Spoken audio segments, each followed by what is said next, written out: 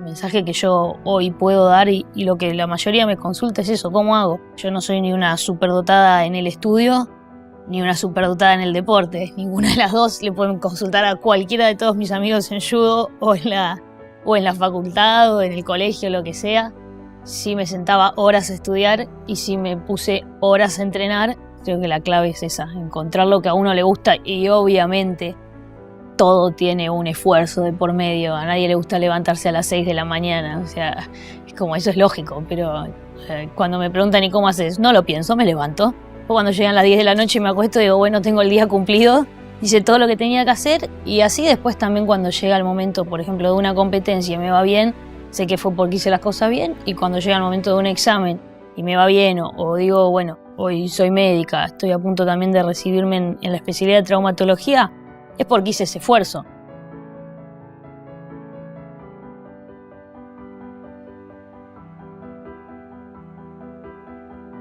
Hola. Bueno, buenas tardes. Voy a sacar el barbijo, si me lo permiten. Yo soy Paula Pareto, soy judoka, hija de Mirta y de Aldo. Mi mamá es médica, mi papá es abogado, tengo un hermano un año más chico, por el cual empecé a hacer judo a los 9 años, y una hermana un año más grande, que no me llegó a hacer judo, pero me enseñó un montón de cosas.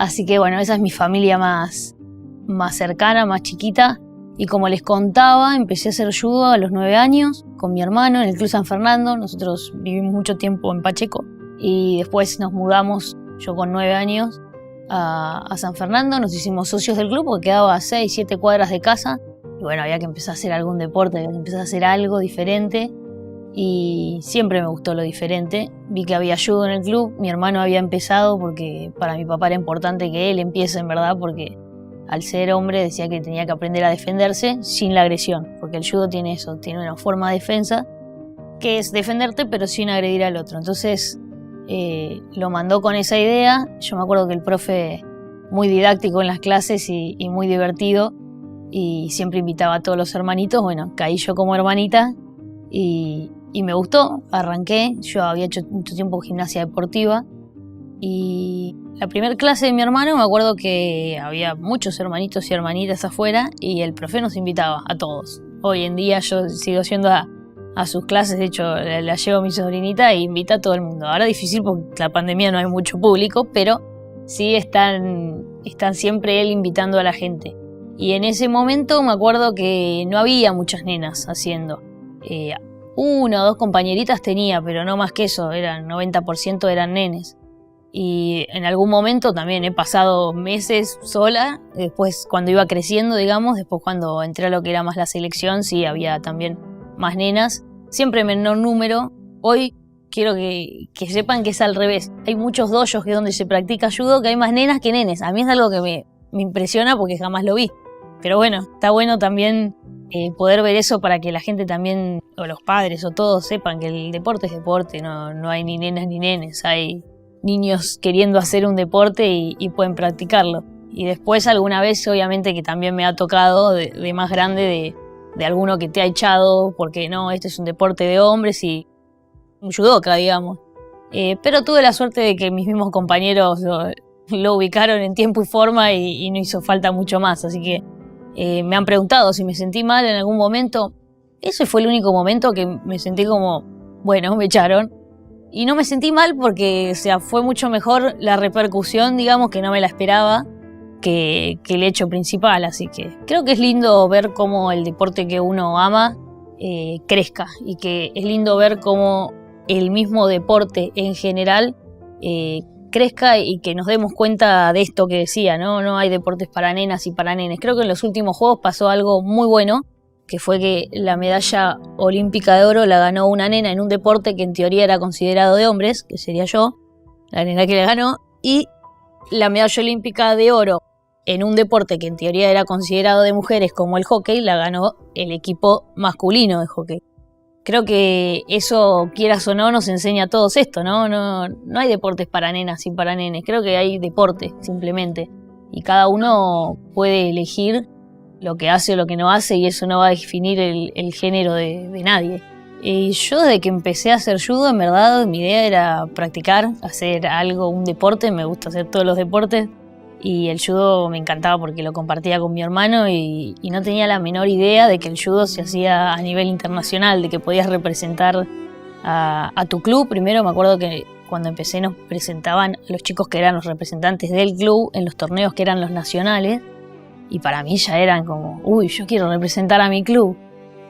Y después, claro, era lo más para mí. Y después, ahí en los torneos nacionales, te contaban que estaban los chicos que representaban a la selección argentina. Uy, viste, hay una selección argentina de judo. Yo pensé que eso era solo de fútbol. No tenía más remota idea del resto de los deportes que existían otra. Claro, uno es como que vive en lo que se le presenta. Y la verdad es que hoy en día en la tele tenés en la tele, en la radio, en todos los medios tenés mucha más difusión de todos los deportes. En ese momento no había mucho. Yo igual siempre seguía entrenando de la mejor manera, el día a día. Y un día me había ido bien en alguna competencia nacional y viene un profe y me dice que él era profesor de la selección nacional y que quería, que si me gustaría ir al CENAR a entrenar, que es donde entrena la selección. Y yo, feliz de la vida, corriendo a mamá, papá a decirle a ver si me llevaban, porque yo tendría 12, 13 años, era muy chiquita y dependía más de ellos que de mí. Así que, y ellos me acuerdo que sí, me dijeron que sí, que no había problema. Y bueno, fui a un campo de entrenamiento que fue el primero que hice, que se hacen como de todas las provincias. Y ahí es como que me conocieron otros profes, me empezaron a decir que bueno, que había competencias internacionales, que había selectivos para eso. Y ahí yo ya, viste, ya es como que me emocionaba. Pero en ese primer torneo, el primer campo que fui, me acuerdo que me lesioné el primer día y no hice nada más del campo. Entré y salí.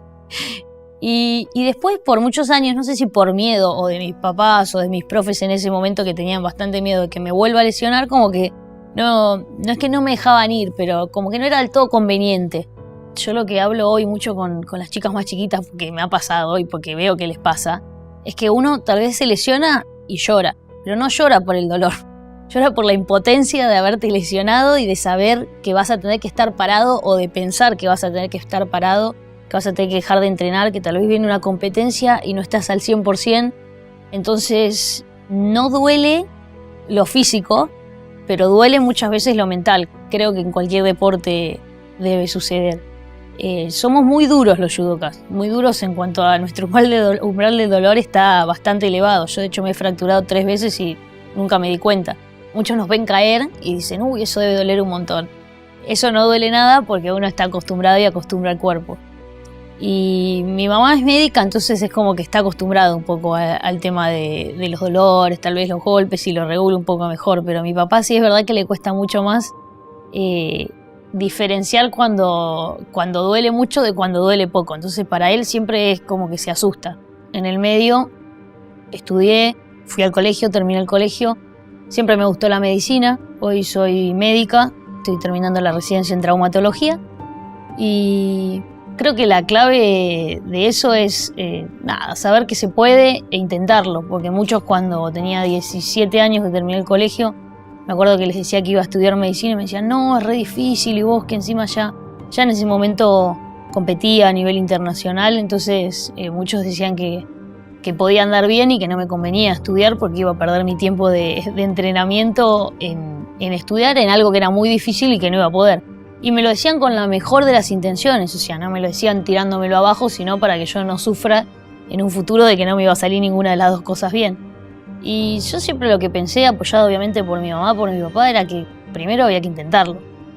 Siempre es muy importante el apoyo familiar porque obviamente si uno no tiene un sustento desde lo familiar, en lo emocional y también obviamente en lo económico es difícil. Por eso siempre agradezco a la familia que tengo que me ha ayudado a estar a donde estoy. Y después, desde mi lado, sentarme y bueno, ponerme a estudiar porque me gustaba. La realidad es que no me veía estudiando otra cosa. Tampoco me gustó nunca ni nos inculcaron la idea de no estudiar nada. Siempre estudiar algo te da un título, te da un algo y eso te saca a futuro para tener siempre alguna salida laboral, ¿no? Mensaje que yo hoy puedo dar y lo que la mayoría me consulta es eso, ¿cómo hago? Yo no soy ni una superdotada en el estudio ni una superdotada en el deporte, ninguna de las dos. Le pueden consultar a cualquiera de todos mis amigos en judo o en la facultad o en el colegio, lo que sea. sí me sentaba horas a estudiar y sí me puse horas a entrenar. Creo que la clave es esa, encontrar lo que a uno le gusta y obviamente todo tiene un esfuerzo de por medio. A nadie le gusta levantarse a las 6 de la mañana, o sea, es como eso es lógico, pero cuando me preguntan ¿y cómo haces? No lo pienso, me levanto. O cuando llegan las 10 de la noche y me acuesto digo, bueno, tengo el día cumplido, hice todo lo que tenía que hacer y así después también cuando llega el momento, por ejemplo, de una competencia y me va bien, sé que fue porque hice las cosas bien y cuando llega el momento de un examen y me va bien o digo, bueno, hoy soy médica, estoy a punto también de recibirme en la especialidad de traumatología, es porque hice ese esfuerzo. El entrenamiento en cualquier persona, digamos, de joven es difícil. O sea, yo eso lo entiendo, yo tengo la suerte, siempre digo que no me gusta lo que es el alcohol, así que en ese sentido estoy bien porque cuando uno se cansa como deportista de alto rendimiento te cansas un poco más de lo normal, generas mucho más metabolitos que como mugre en el cuerpo porque nada, el entrenamiento de alto rendimiento eso genera.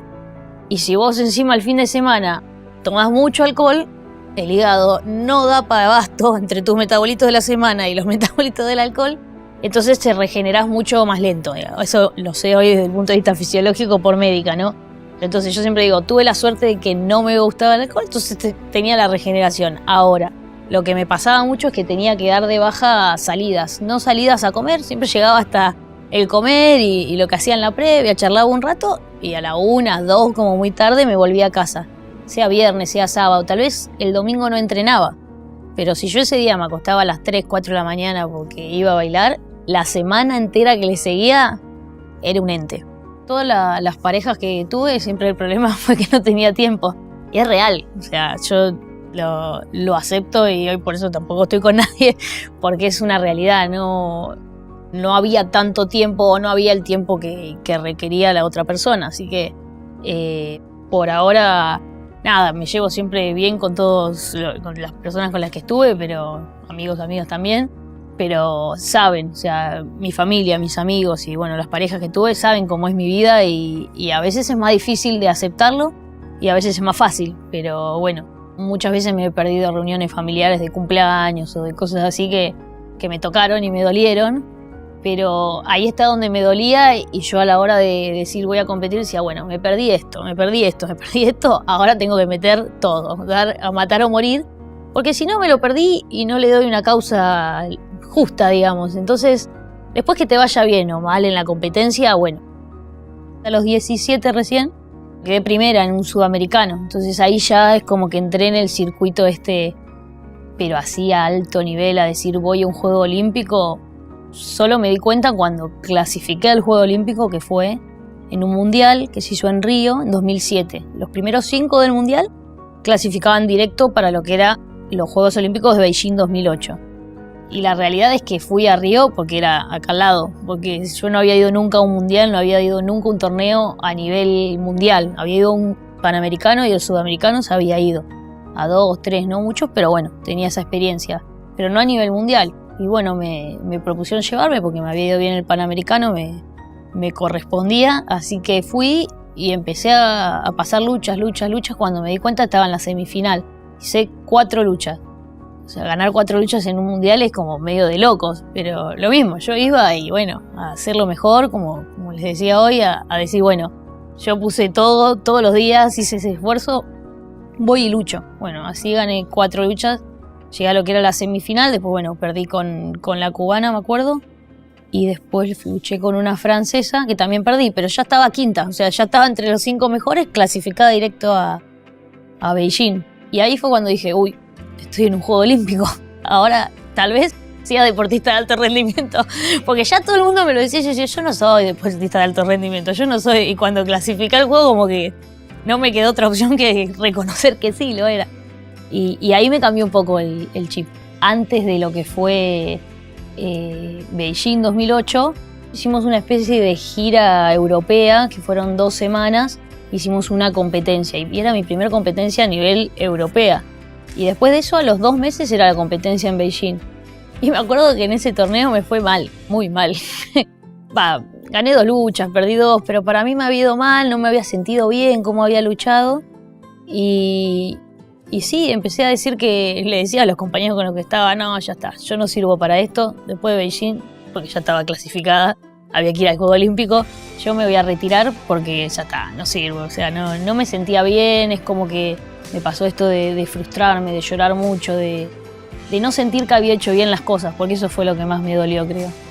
Y bueno, después la verdad que se me pasó, fue el mismo día, pero yo estaba convencida de que después de Beijing no luchaba más. Y después en Beijing se dio la medalla de bronce, que fue una gran sorpresa para mí, creo que para todos mis compañeros, y creo que eso también me incitó a decir, bueno, hay que saber diferenciar entre cuando te va bien y cuando te va mal. Es un juego, o sea, está todo permitido. Después de Beijing me ha pasado también alguna vez, pero poco, porque, por ejemplo, yo siempre digo, yo en 2015 salí campeona del mundo.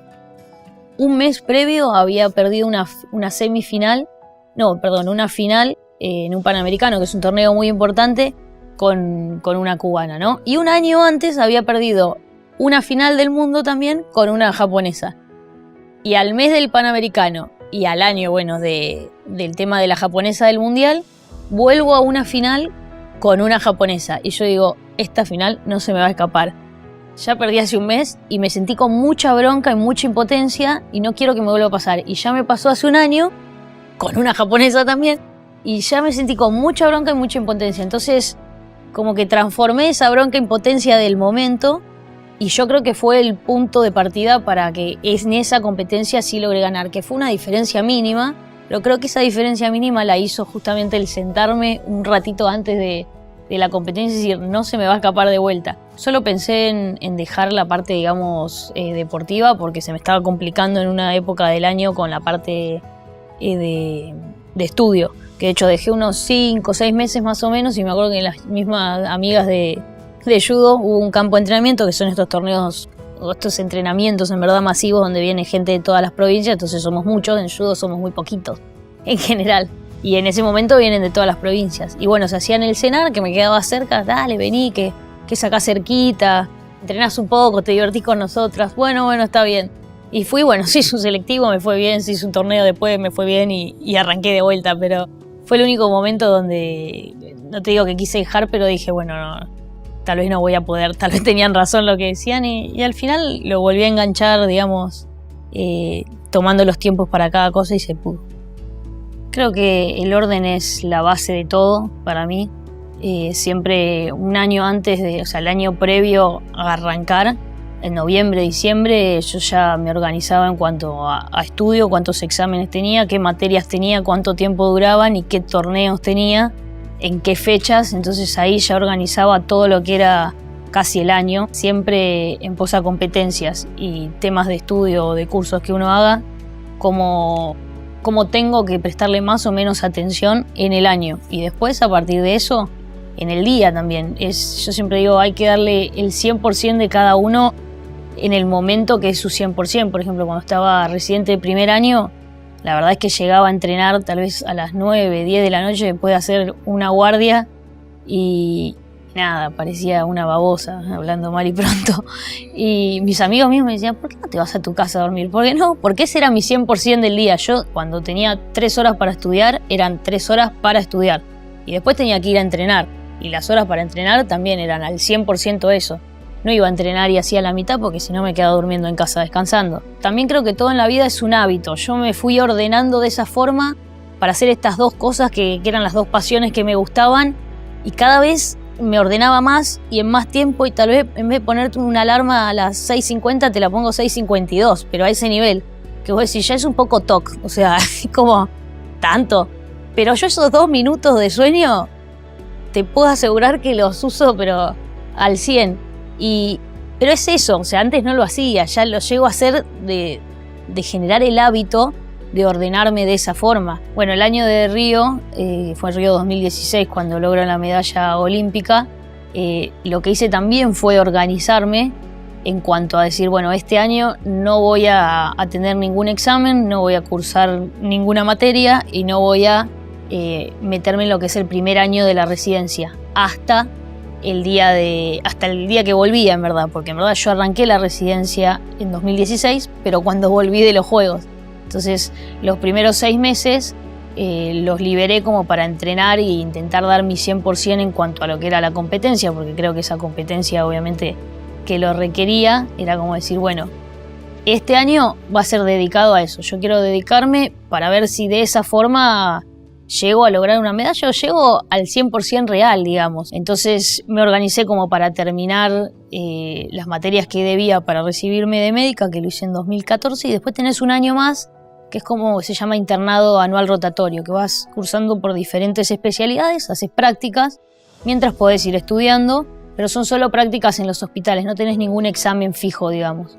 Así que hice eso, que lo terminé a principios de 2016, y en enero de 2016 ya sabía que hasta mediados de 2016 era entrenamiento. Yo siempre viajo con algo para estudiar, para leer, pero no con exámenes pactados. Y ya también habiendo hablado en el hospital donde estoy hoy, que es el Hospital de San Isidro, con los directivos que estaban ahí, con la gente que estaba de traumatología, para consultar si en vez de arrancar en junio, que empiezan las residencias, podía arrancar en agosto, cuando volví a los Juegos, recuperando las horas que había perdido haciendo tal vez algún sábado, algún domingo, Volví de Río y a las 2 semanas arranqué a hacer la residencia, que sí, me acuerdo que fue como un boom, porque en ese momento la gente como que te reconocía muchísimo, porque había sido la primer medalla de oro en el Juego Olímpico, que era la competencia del año y todo, y sí, fue muy gracioso, porque parecía atendíamos a los pacientes y cada uno se llevaba una receta y una foto,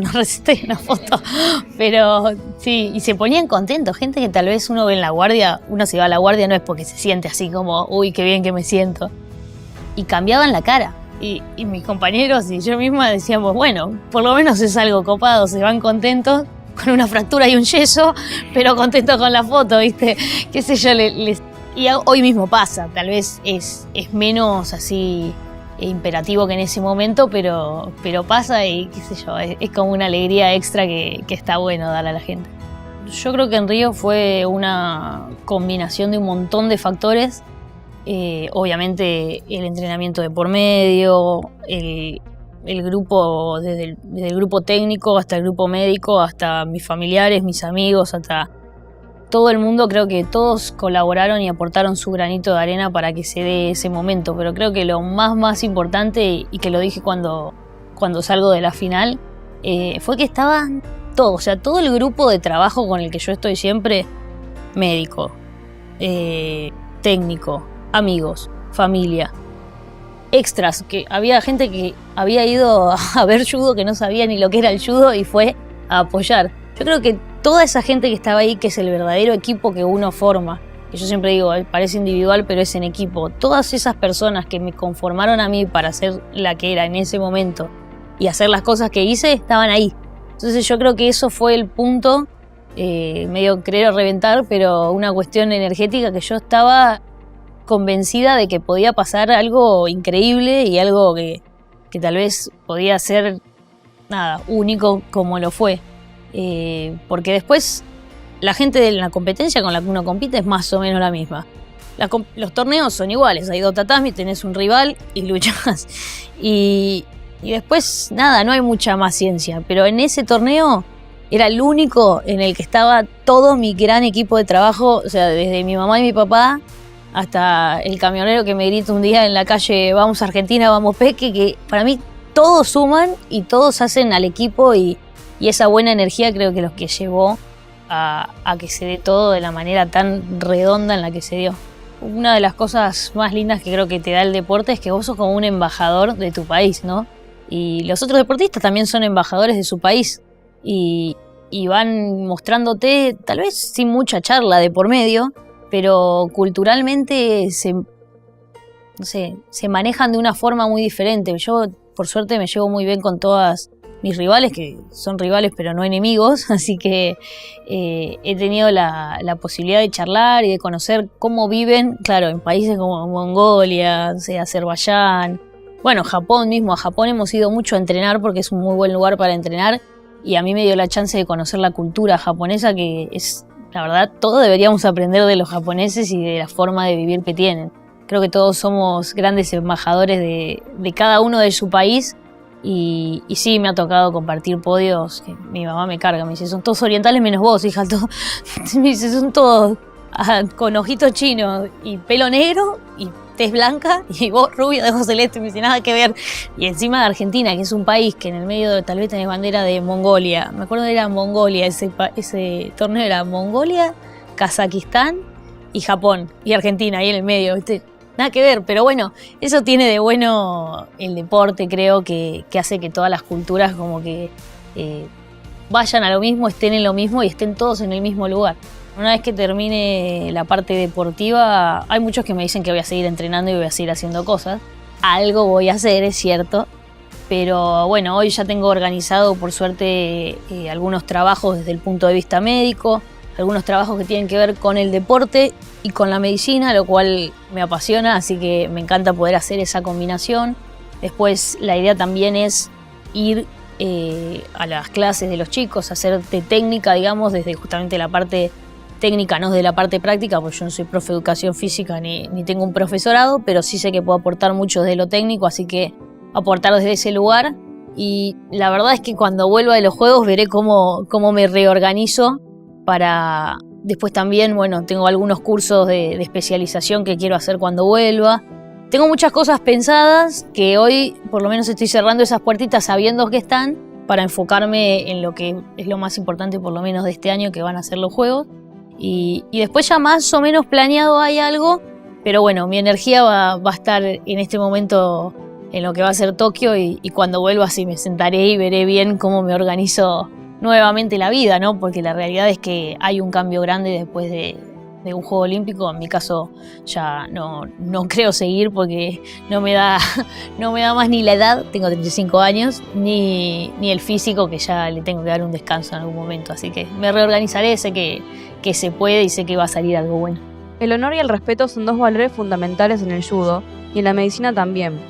En la pandemia, Paula, vos como personal de salud, ¿crees que falta reconocimiento? ¿Faltó reconocimiento y respeto al personal de la salud?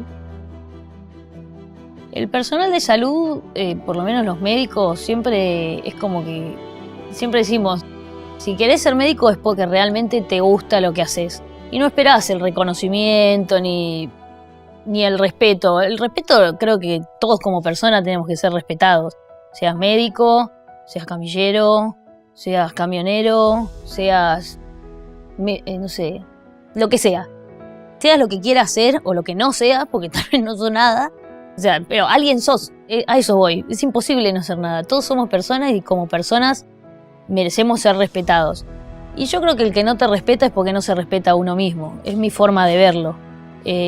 Muchos médicos sí se han quejado de esto de que muchas horas extras y cosas que son un poco complicadas, pero la realidad es que nosotros a la hora de estudiar y de recibirnos y de seguir, sabemos que estas cosas pueden pasar, sabemos cómo son las residencias que no dormís, sabemos cómo son muchos pacientes que tal vez no te respetan, sabemos cómo es esto de trabajar horas y horas. Nos tocó la pandemia, ya está, nos tocó. Yo me acuerdo que empecé a estudiar medicina queriendo ser médico de la Cruz Roja o ¿viste? Los que están ahí en las fronteras, donde hacen de todo. Después, bueno, por una cuestión del deporte y todo, no se me dio. En un futuro es otra de las cosas que me gustaría hacer. Y esto de la pandemia fue como eso un poco. No saber por dónde te van a venir los tiros y bueno, hay que estar atento. Yo creo que el médico que es de profesión real y que le gusta lo que hace va más allá del agradecimiento. Muchos sí se ofendieron, en mi caso no, yo hice lo mejor que pude en la pandemia antes y lo seguiré haciendo más allá del agradecimiento, del respeto que me quiera tener la persona que está del otro lado. Bueno, gracias a ustedes. Gracias.